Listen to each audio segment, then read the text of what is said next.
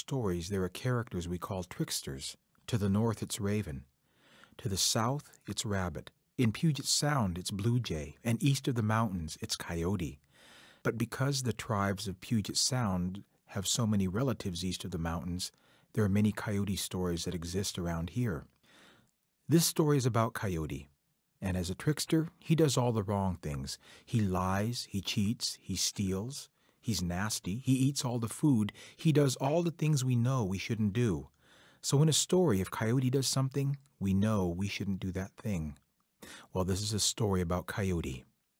A long time ago, Coyote was going there. He was walking through the woods when he saw a tree that was moving.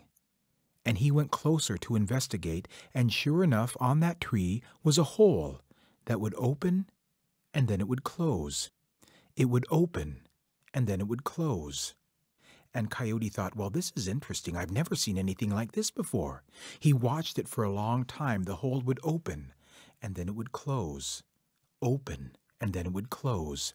And Coyote said, I wonder if when that hole opened, I could step inside the tree, and then it would close, and I'd be inside the tree, but then it would open again, and I could get out. I wonder. Now, he doesn't care what anyone else thinks, so he decided to try it.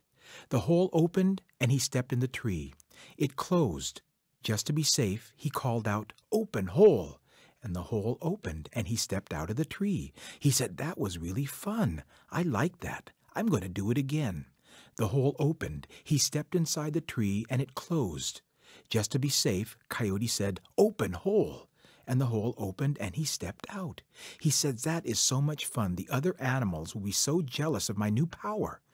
The hole opened. He stepped in again. He yelled out, "Open hole!" The hole opened, and he stepped out.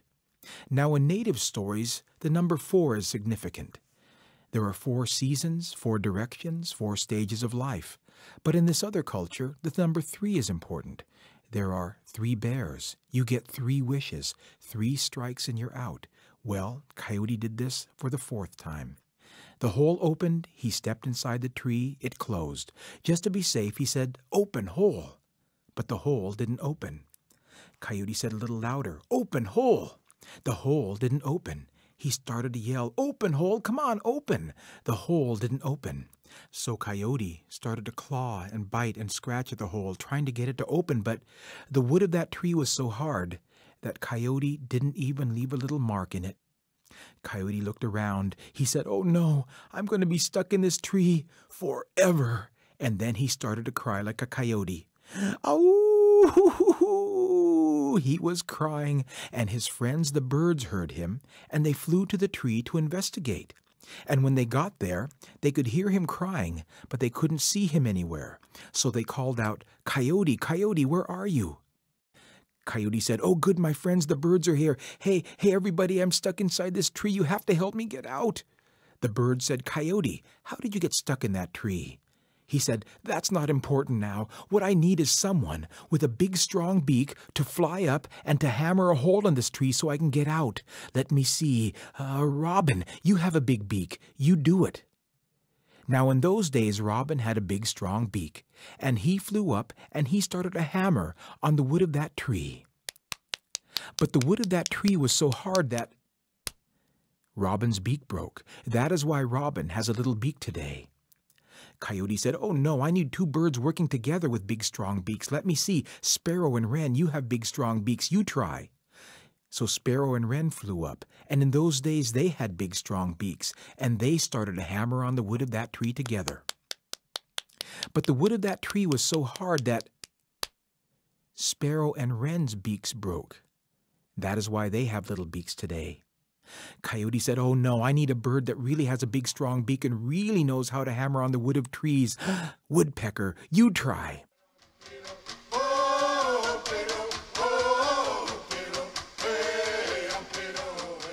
Well, Woodpecker flew up and he started to hammer on the wood of that tree with his big strong beak. And Woodpecker's beak was big enough and strong enough that he started to make a little hole in that tree, and Coyote could peek his eye out that hole, and he was saying, "You're doing it, Woodpecker, you're doing it, hurry up, you're going to get me out."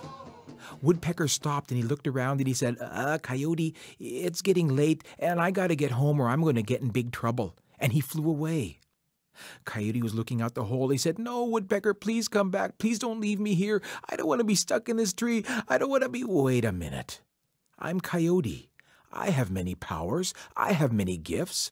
I can get out of this tree through this little hole. Why didn't I think of this before? All I have to do is take myself apart bit by bit, put myself through the hole, and then when I'm outside the tree, put myself back together. Why didn't I think of that before?"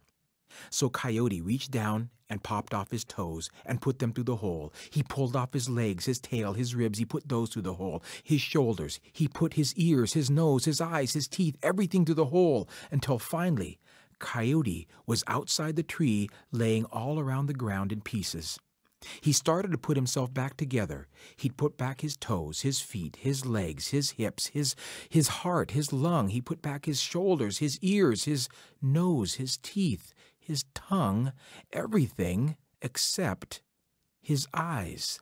He couldn't find his eyes anywhere, and he started to crawl around saying, "I know they're here somewhere. I remember putting them out. They've got to be here somewhere." Just then he heard this noise. Chwa, chwa. It was his friend Raven, and he remembered Raven's favorite food was eyeballs. "Oh no, Raven, please come back. Please don't take my eyes away." But Raven just flew away with his dinner. So there was Coyote crawling around the ground looking for something to see with. He said, "I can't be blind. I've got to find something to see with." And so there was Coyote crawling around the ground looking for something that he could see with. He said, "I can't be blind. I have to find something." He found 2 little pebbles, and he put those where his eyes used to be, but they just kind of rolled around in those eye sockets. And they didn't work. He said, "Oh no, these don't work. They're terrible. I've got to find something." He crawled some more and he found a big bush. And on that big bush, he found 2 big fluffy flowers. He snapped those flowers off and he put those where his eyes should be. And they didn't work either. And Coyote started to cry again. He started to cry, "Oh no, I'm going to be blind." And just then he heard someone laughing. "Ha ha ha! Who's there? Oh, please, can you help me? Please help me." "Oh, it's just an old woman out digging roots, and no, I'm not going to help you. You're Coyote." "Oh, please, old woman, you have to help me. I really need your help. Please help me." "Oh, no, I'm not going to help you. You're the trickster. You play tricks on everybody." "But tell me this, Coyote. Why are you crawling around the ground feeling your way, and why do you have 2 big fluffy flowers where your eyes should be?" Coyote said, Oh, these are, very special flower eyes. With these flower eyes, I can see the invisible spirits as they move around the world. Look, there goes one now." The woman said, "Invisible spirits? Flower eyes? Coyote, where can I get flower eyes like that?" Coyote said, "Oh, these are the only 2 in the whole world, and I have them. Look, there goes another one flying by right now." The old woman said, Oh, gee, I must have them. Coyote, will you trade something for them?" Coyote said, "Well, you seem like a nice old lady. I tell you what I will do. I will trade these one-of-a-kind flower eyes for your eyes." The old woman said, "My eyes? Oh, I don't know. That's a very tough trade." But Coyote kept yelling out, "Look, there goes another one. One's climbing in the tree now. Look, there it is." And the old woman said, "Okay, Coyote, I'll do it." And she reached up and popped out her eyes, and she handed them to Coyote. He took out his flower eyes and handed them to her. He took her eyes and squeezed them into his eye sockets, and oh, good, he could see again. She took the flower eyes and put them in her eye sockets and said, Wait a minute.